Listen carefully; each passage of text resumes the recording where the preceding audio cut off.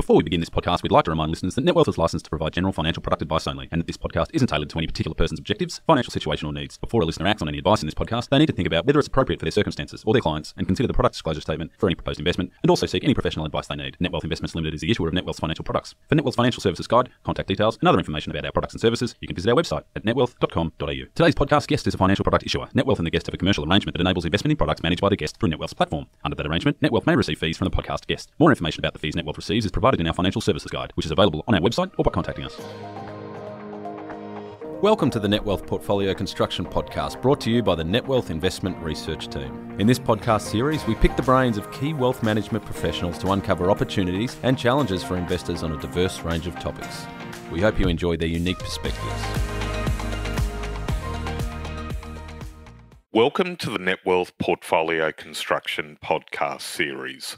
My name is Paul O'Connor and I'm the Head of Investment Management and Research. The Investment Management and Research team looks after both the investments we make available to you through our super and non-superannuation investment platforms, but also the managed funds and managed accounts that we issue. So we naturally spend a lot of time interacting with the fund managers.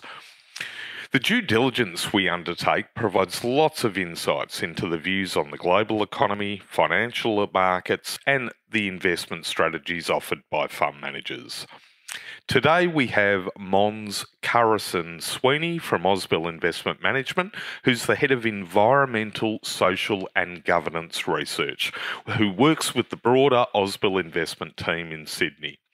A key part of Måns' role is to integrate ESG research into Ausbil's broader research and valuation of companies. Good morning, Måns, and welcome. Good morning, and thank you. The investment podcast series in recent months has focused on COVID-19 and the impact on the global economy and markets. But I thought for today's podcast we'd focus on ESG and how investment strategies such as those offered by Ausbil are incorporating this research into their standard research process. Ausbil have a broad range of active equities managed funds available on the Netwealth superannuation and IDPS investment platforms, covering Australian equities, small cap, micro cap, equity income, global small cap and infrastructure funds. ESG investing has really become mainstream in recent years, and the broad industry acceptance probably goes back to when the United Nations invited investors to develop principles for responsible investment, and this resulted in the UN PRI being launched in 2006. Perhaps to start, and for the benefit of some listeners, environmental, social and governance is the most commonly accepted form of responsible investing and involves incorporating ESG research into the standard research undertaken on a company. In my opinion, I guess it's really about assessing whether a company is considered a good corporate citizen, including how they treat staff and the environmental impact of the goods and services produced. I'm sure, Måns, you would have your view and thoughts on the whole development of ESG in the industry there, but I guess you'd be seeing an uptick in interest from Ausbil clients. Yeah, and I think it's correct, like you said, it's evolved over time, and it really started out as ethical investments a long time ago when clients were happy to forfeit returns as long as they avoided certain sectors. They were basically investing with their hearts, and that meant screening out companies in controversial activities like tobacco, gambling, weapons, etc. But the industry is evolving, and it continues to evolve too. So if you fast forward to today, the investment community uses ESG for a different purpose, and that's really to ultimately drive better returns. And if I look at why we at Ausbil integrate ESG, I think you can boil it down to two things. First, we think we can make better informed investment decisions because you're taking into account additional factors that might have been overlooked or maybe mispriced by the market. And the second aspect is active ownership or engagements with companies for better investment outcomes. But if I go back to the better informed investment decisions there for a second, to put it simply, to me, if a business model relies on underpaid workers, weak regulation, underpriced pollution, etc., those current earnings will not be sustainable over time. I think that's the heart of what ESG is to me. And then the second element, engagements with companies and ESG issues. I think that's another element that's only growing in importance, and that's definitely a trend. And going forward, as responsible investment continues to evolve, I think there'll be more focus on ESG outcomes, because you have something called the UN Sustainable Development Goals, the SDGs. And that's a set of goals that the UN has set to achieve by 2030.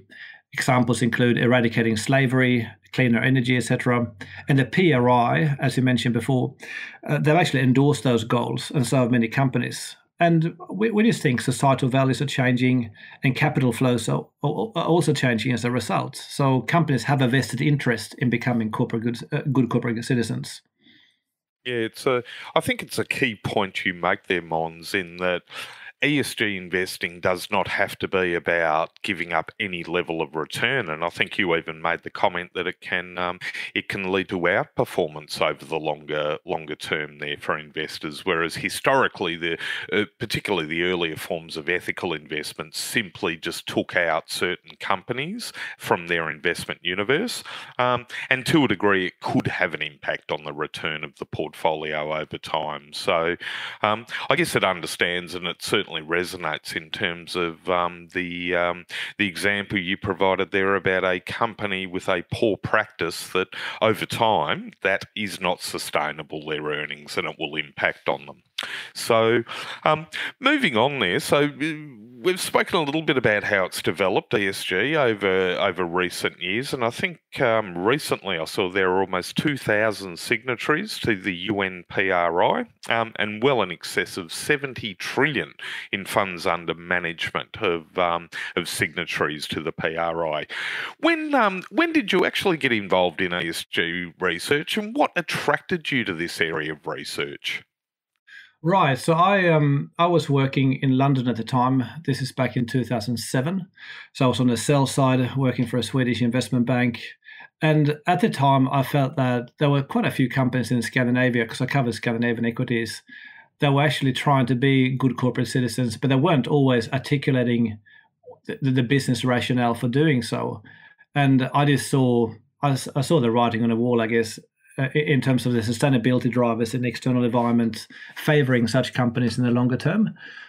And I started doing some research, and then started to produce research and sold that research to external clients. And also I think it's a passion of mine. I could talk a bit more about that later on, about human rights and climate change. But I think the world is changing. There's a lot of issues out there, and we think as investors we can be a source for good and help capital being allocated the right way. I think, yeah, interesting comments you make there, Måns. And when I look at ESG at times, I do find a certain level of introspection and looking back on myself and how I actually make decisions in terms of investment management. So, yeah, I think it's certainly resonating more strongly across the market. It's certainly being, an increasing level of popularity amongst investment and advisors, ESG investing, but assessment of a company's ESG footprint is not a simple black and white exercise. Can you perhaps explain to the listeners how you think about ESG and, just in terms of how that process has evolved in recent years? Yeah, sure. It's probably going to be a bit of a long answer here, but I think the starting point is that ESG is very intangible by nature, and it can also be quite subjective, but therein lies the opportunity as well. So the way we do it at Ausbil is we don't buy any third-party research from any external provider, because we think the Australian investable universe is small enough for us to do our own proprietary ESG research in-house. So we have a team that I head up consisting of 3 people, and we sit within the broader investment team, and we also collaborate frequently with the financial analysts. And we think it's also the best way for us to find usable and actually tradable insights on ESG, to do it ourselves. So just as an example to illustrate that, a couple of years ago, or more than a couple of years ago now, we found anecdotes about underpaid workers in a certain franchise company. And we found those issues long before media started to write about it. And we could act on that information. And we even took a short position as the stock was trading at a very high multiple. And then, of course, when journalists started to write about that, this particular company, the stock fell sharply. And I think it's a good example to showcase that if we had relied on company disclosure only, we would not have found that insight. If we had relied on third-party research, we most likely would not have got that insight either, because third-party research is often just based on public disclosure by companies anyway. So we prefer to do the research ourselves. So when we do that research, we rely on a wide range of information sources. In this particular case that I mentioned, it was anecdotes in social media that we use. But we also look at things like independent staff reviews. We speak to people who work in industry. We speak to other stakeholders like unions, NGOs, etc. And of course, we speak to brokers and companies. So it's really just trying to piece together that puzzle. But coming back to the way we do it in practice, we do proprietary ESG research on the ASX 200 and a number of smaller companies beyond that too. And in practice, that means every company that has an ESG score ranging from 1 to 5, where 5 is the best and 1 is the worst. And what we do there is we score them on their maturity of ESG risk management. But more importantly, I think every company then has an ESG SWOT analysis, so strengths, weaknesses, opportunities, and threats related to ESG. And that's where we flag any potential earnings risks, opportunities that we think need to be factored into the investment analysis. And sometimes they can relate to issues that we think that the market hasn't priced in. And that's also where we give our view on what we think of management and the board in terms of quality. We also look at how management is incentivized.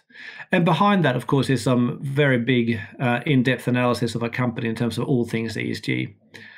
And that obviously differs then between companies in different industries. So if I looked at a fintech company, for instance, I would probably put most of my focus on how they manage human capital, things like staff engagement, staff turnover, but also R&D, as well as cybersecurity. For a mining company, it's more about how they're positioning themselves in a world that's decarbonizing, how they manage things like water risk, health and safety, environmental risk, etc. So the research covers a wide range of factors, and it differs a lot. And then I was going to ask, are there trends across various industries in terms of the grading of the companies, or is the ESG analysis does it differ per company? And you've got to look at each company. I mean, you made the comment around mining companies, and I can appreciate that have different ESG challenges to a fintech company. But are there any industry trends per se when you're looking at these companies? I think there's just a lot of disruptive drivers for each industry. Some of the common things which don't differ across any sectors will be corporate governance. So it comes back to the way management is incentivized. It comes back to board quality, board independence, etc. But then in terms of the trends, I guess there is a greater focus on the S in ESG, so the social issues. Particularly now in the COVID environment, I think the way company deals with its own staff, but also customers, I think will be a big differentiator going forward. Decarbonisation is a big theme, particularly for the energy sector, utilities, and mining. And what I mean by decarbonisation is, of course, the Paris Agreement and climate change. So we think there's an inevitable process to happen, which is the world needs to decarbonise unless we want to, or in order to mitigate the extreme risks that we see from climate change over long term. And then coming back to the ESG scores. Once we've done with those and the ESG SWOT analysis, we then sit down with the financial analyst who covers that stock, and ultimately he or she then incorporates that into his or her investment recommendation. Another aspect of working together with the analyst, I guess, is when we see companies, we always do so as a team. So it's the portfolio manager, it's the stock analyst, and it's myself or someone from our team. And we think that's the best way for us to raise ESG concerns directly with the company and discuss ESG issues. And we want to do that at a board level or management level. Yeah, it's interesting, I guess, to your earlier comments there around that Ausbil actually employ ESG analysts as part of the investment research team. And, historically I have seen managers just buy in external ESG research, or the internal ESG research is very separate to the broader investment team. And I've always thought that, the better managers would have it just all incorporated into the one investment process that they undertake when looking at a company. So I'm glad to hear that Ausbil have taken on that structure in providing ESG overlays on the portfolios. Ethical investing strategies were a precursor, I guess, in my mind, to ESG, but I've always found can be quite confusing, given that individuals' ethics can vary considerably pending their socio-economic background, education, religion, etc. What are the key considerations of an investor when assessing the varying ESG investment strategies that are now available? Yeah, look, I think that's very true. Ethics can vary a lot. So various investors might have different perceptions and values. In some cases, though, I think there is a big overlap between what I consider classic ethical investment and ESG integration. So if you look at something like tobacco, for instance, an ethical investor might argue that tobacco is morally wrong and therefore it should be excluded from the investable universe. Whilst from my ESG perspective, I might foresee increasing regulation because of the societal costs from tobacco, and therefore that's going to limit earnings growth going forward. So we might come to the same conclusion, although from different angles. So I don't think they're always mutually exclusive, ethical investments in ESG, but they often come from different angles. When it comes to considerations when assessing ESG investment strategies, I would say this, and it comes back to your point before about truly integrating ESG, because ESG means different things to different people, and it can be integrated in different ways. The key point there, I think, is to look at, is the ESG integration aligned with the investment philosophy? Because if it's not, I think there's always going to be a risk that the ESG component becomes an overlay or something separate.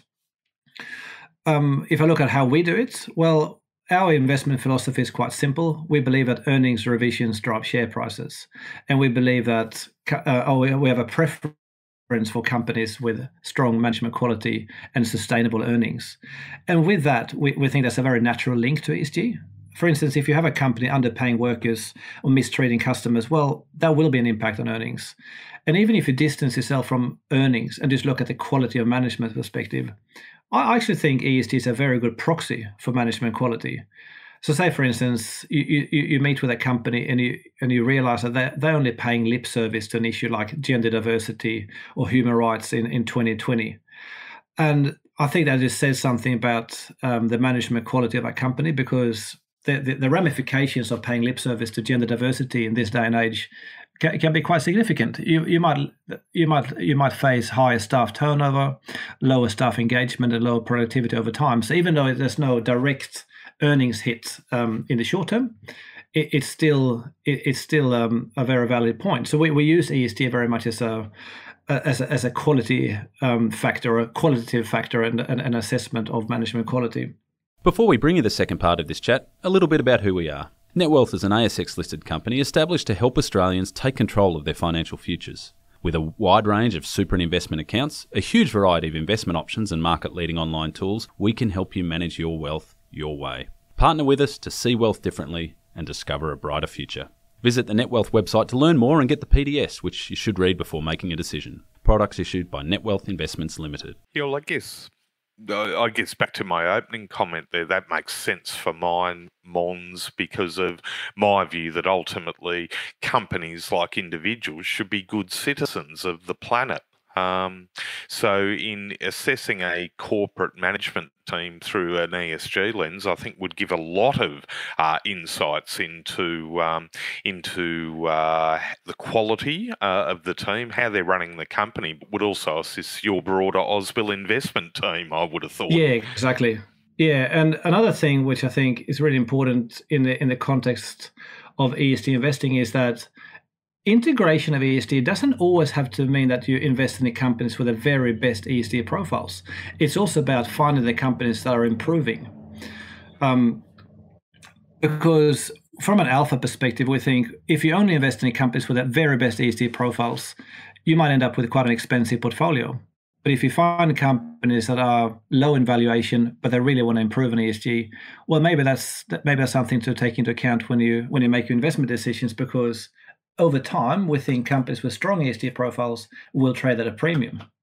So we pay a lot of attention to indicators like, if you look at the mining sector, for instance, how is a company's safety performance tracking? Because if a company is improving on safety, well, that means fewer production disruption going forward, probably less staff turnover, etc. Same thing for a bank. If you look at the way the bank is managing people and what is the level of staff engagement there. So often we've actually used those anecdotes in terms of deciding where to go overweight in a particular sector. Yeah, it's interesting. And further to the comments you made earlier around advocacy and engagement, can you talk about the type of advocacy engagement that you undertake with the various companies that you're either holding in a portfolio or you're meeting and reviewing? Yeah, I think the starting point there is Australia is a fairly small investable universe to start with, so you don't have a lot of choice always when you invest in companies. And because we're blessed with good corporate access here in Australia, we just think managers like ourselves are naturally incentivized to engage with companies. So it does play a big part of our integration. And in terms of how we do this, every year we have an annual ESG engagement plan. So we set out objectives for our engagement activities and what we actually try to achieve. And we have a number of themes that we engage on. Some of the key themes for us in the last couple of years have been climate change, obviously, human rights, which I'm happy to talk more about later on. It's been a big theme for us. Corporate governance, improved ESG disclosure, but also plastics and recycling. So every year then, at the year end, we issue a summary of all our engagement activities, which is on our websites. And I think last year we engaged with companies on ESG issues over 170 different occasions. So there's a lot of interaction going on. And obviously those engagements vary in terms of depth. In some cases, it could be about raising an issue. Other cases, it could be that we want a company to take a certain course of action. And I'm happy to go through a few examples, maybe, if that's helpful. Yeah, I think it'd be great. It'd be great to understand too. Have you got any examples too where potentially your engagement has influenced some change in a company? Absolutely, and it's always hard to know exactly what impact you have had as an individual investor. But there's a lot of investors engaged in the same themes. But I think if I take that question from an industry perspective, I would say investors have been quite influential on both climate change and human rights. So we, at Ausbil and other investors too, we've encouraged companies to report against a standard called TCFD. So that stands for the Task Force on Climate-Related Financial Disclosures, TCFD. That's a voluntary framework that asks companies to issue scenario analysis to showcase how they predict they will be affected by climate change and decarbonisation in the short, medium and long term. We've also encouraged companies to set climate change goals and greenhouse gas emissions targets, etc. And that's actually been a fair bit of progress in that area. A number of companies have then adopted these TCFD standards that have set carbon reduction targets, etc. So that's helping in terms of combating climate change. Another area is human rights in the supply chain. As an investor, I guess you can either just point a finger, or you can actually try to be part of a solution. And that we've taken the latter strategy. So I've been to a number of field trips and I've visited garment factories and other factories in places like China, Bangladesh, Cambodia, Thailand, etc. over the last couple of years. And of course, when you go there, you never get to see the worst factories because they know you're coming, but you get to see the best ones. And to us, that has value too, because by speaking to unions, NGOs, workers on the ground, first of all, you can get a feel for the complexities, but also when you speak to the leading retailers sourcing from those factories, you can learn what's best practice on human rights risk management. And then, of course, you take that information with you when you go back to Australia, and you encourage our retailers here to adopt those best practices. And we think we've had a fair bit of success on that. It doesn't happen overnight, but we've had some very strong messages to companies in terms of what we think they should be doing to minimize the risk of brand damage and sweatshop scandals. And of course, things can still go wrong, but at least the risk is lower. And to us, it really comes down to how you engage with companies. Like you need to do it in a very constructive way, and we think it makes sense to have a hold and engage strategy. It's interesting. So you believe that human rights are improving, including a lot of the emerging countries. We see a lot of mainstream media give attention to some of the Australian retailers and having garments made offshore. So it's positive to hear. I think that as investors, we can make a change by engagement, and your example there is a good example, I think, there, Måns. So do you think the take-up of the modern slavery acts around the world has increased the protection for vulnerable workers, in addition, I guess, to the dialogue and the societal pressures to improve human rights? I think companies are realizing that the tide is turning, and they need to be better aware of the risks and manage those risks better. But if I come back to human rights, I mean, it's a massive topic. And even before the COVID-19 environment, it was estimated to be about 40.3 million people living in modern slavery conditions, which means slavery is actually more prevalent now than ever before in human history. And when I say modern slavery, it's massive. And 40 million people. And when I say modern slavery, it includes things like forced labor, bonded labor, the worst forms of child labor, etc. But of course, the COVID-19 environment is actually making this even worse. So I'm a bit worried about that. But I've always argued that there's a fine line between what's modern slavery per se and labor standards in general, because slavery doesn't just magically happen. It often takes years of poor labor practices for slavery to emerge. So we think it makes sense for us investors to not just focus on slavery per se, but looking at human rights in a broader perspective. And in terms of the modern slavery legislation in recent years, which you asked about, it's quite interesting. There's been quite a few regulatory developments. It started with the UK, which introduced a Modern Slavery Act a few years ago. And then in Australia in 2018, we introduced a similar act here. And just to explain what that is, it mandates that any company or any organization with over $100 million in revenue per year and operations in Australia need to issue an annual statement that covers 7 mandatory criteria. And essentially those criteria boil down to 3 things. They say, what are the risks of slavery in your operations and supply chains? The second part is, what have you done about it? And the third part is, how do you measure the effectiveness of that? And that means it's a transparency act. In other words, it's about disclosure. But hopefully, this will be the starting point, because mandatory disclosure will hopefully translate into more action to combat slavery. Although when I speak to companies about this, there seems to be 2 types of companies out there. One is the type of company that sees this as a legal compliance exercise and just issue a statement and doing the bare minimum. But then there are those companies too that see this as an opportunity to have better visibility over their own supply chain and go over and beyond the legal requirements. And I think the background to why we're seeing so much legislation in this area now is that governments have realized that no government in the world will ever be able to eradicate slavery on their own, because it's a hidden issue. It's often deep in the supply chains. So they think businesses, investors, and other stakeholders can contribute to that progress. And as investors, we think we have a big role to play. And the way we engage with companies is, as I mentioned before, about adopting what we think is best practice. And we've also, in addition to engagements with companies, we've also engaged directly with the government. So last year, we were in a panel of experts assisting the government to do the guidance for the Modern Slavery Act here in Australia. We've also been more recently appointed as one of the 10 experts on a panel that will assist the government in implementing the Act over the next 18 months. So the key role for us as investors here is to engage with companies. And let's not forget also that the Modern Slavery Act per se also applies to us investors. So we need to be on top of risks in the portfolios we manage, which I think makes the Australian Modern Slavery Act quite pioneering in that sense.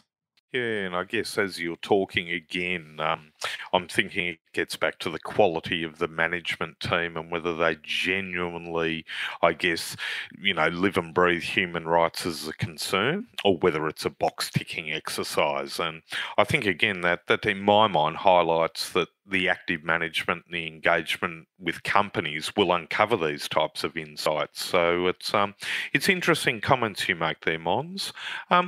Just changing the questions a little. Have you got any views on the impact that rising geopolitical risks will have on ESG investing, and particularly, I guess, a growing divide we're seeing between the US and China? Yeah, I think that's a really interesting topic. I think those tensions will just accelerate an existing trend that I picked up on a few years ago, which is manufacturing leaking out of China. So if you look at China, for many years, wage inflation has driven up costs of manufacturing there. And the natural response to that has been Chinese factories just packing up and then setting up new factories in places like Cambodia, Vietnam, etc., but often with Chinese capital. So they're basically just moving the manufacturing capacity overseas. And China has bigger aspirations than just being the world's manufacturer with low wages and low skilled workers. They want to move beyond that. And China want to rise up in the world and gradually just reduce their reliance on low skill manufacturing. So we've seen that through the government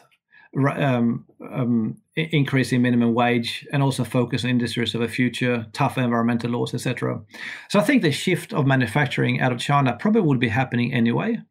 But what it means for us as investors and companies, I guess, is when a company's supply chain is shifting to a new location, well, with that comes new types of risks as well, because the ethical sourcing risks in China are quite different from those in Cambodia or Myanmar, for instance.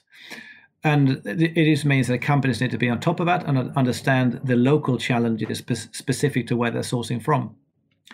The other thing with the global economy at the moment, I guess, the whole potential de-globalization as a consequence of COVID-19 and also some political tensions. So it'll be interesting to see how that's going to play out and how much of the previously offshored supply chains will actually be brought back onshore again. I think we'll just have to wait and see what's going to happen there, but it's definitely a big topic that we're keeping our eyes on. Yeah, I could imagine it will certainly keep you busy too if companies are changing their supply chain, potentially as a result of a geopolitical issue and moving from China. So yeah, certainly will keep you busy, I would have thought there, Måns. Maybe just finally, be interested to understand, given all the volatility in markets as a result of the current economic crisis we're going through, how has ESG positioning in your portfolios changed? Has it impacted negatively and positively on any of the companies you're holding? Not a great deal, to be honest. I think the same drivers that were there before the crisis are still there in terms of ESG drivers. So we're still seeing climate change as a big theme, and that's not going to go away. We see increased human rights focus. We see more war and waste, etc. And as we saw in the mini AGM season, which was quite recent, we saw some big votes for shareholder resolutions on climate change. So from an investor perspective, the pressure on ESG hasn't really gone away. And, in a crisis like this, I look at a company and I think, well, what is ESG research really doing? Well, it's assessing a company, how well it's responding to challenges in the external environment, whether those drivers are ESG or not. So we think companies that are more adaptable are the ones that have strong ESG profiles, and we think those companies will ultimately fare better in this environment. And if you look at the broader industry, ESG funds have had quite a lot of inflows in both 2019 and also in 2020 to date, and performance of ESG funds have generally performed quite well as well. So that's been a trend for some time, but it's been accelerating in 2020. And yeah, like I mentioned before, in the COVID-19 environment, we just think companies that have strong ESG profiles should be performing better than others, because it comes down to things like being able to provide for flexible working. Many of the companies we invest in, they were doing that before the crisis came in, and now they're benefiting from that. Companies that have strong supply relationships, they also benefit from it. Yeah, no, I was going to say there, Mons, that I think we've all the whole workplace environment's been challenged over the last 3 months, and we've all, I guess, we've all been surprised. I know at NetWealth that at one stage we had most of our staff working from home, and I don't think we actually believed we could have achieved that previously. So, yeah, there's going to be all sorts of different behaviours and slight changes to behaviours as a result of COVID-19. So it's interesting.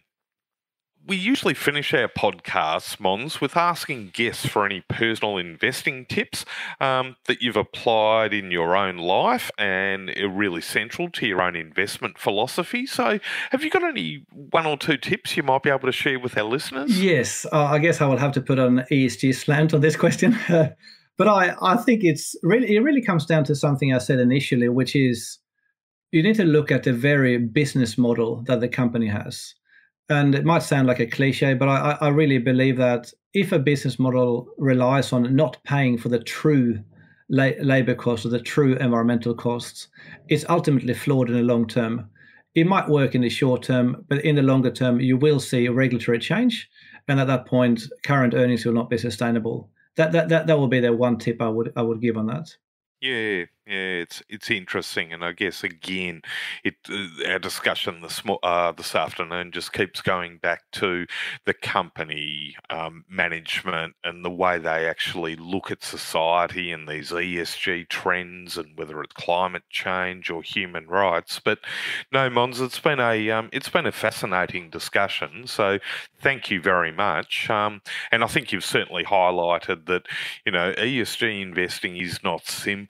And it takes a lot of actual research and resourcing invested by the manager there. So no, we're very appreciative of your time this afternoon. So thank you, Måns. Thank you very much. To the listener, thank you again for joining us. We hope you found today's podcast interesting, and we look forward to joining you next week. Have a great day. Thank you. Thanks for listening to this episode of the NetWealth Portfolio Construction Podcast Series. For more episodes and to subscribe to our series, visit our website www.netwealth.com.au or visit the iTunes Store or Spotify. We hope you can tune into our next episode.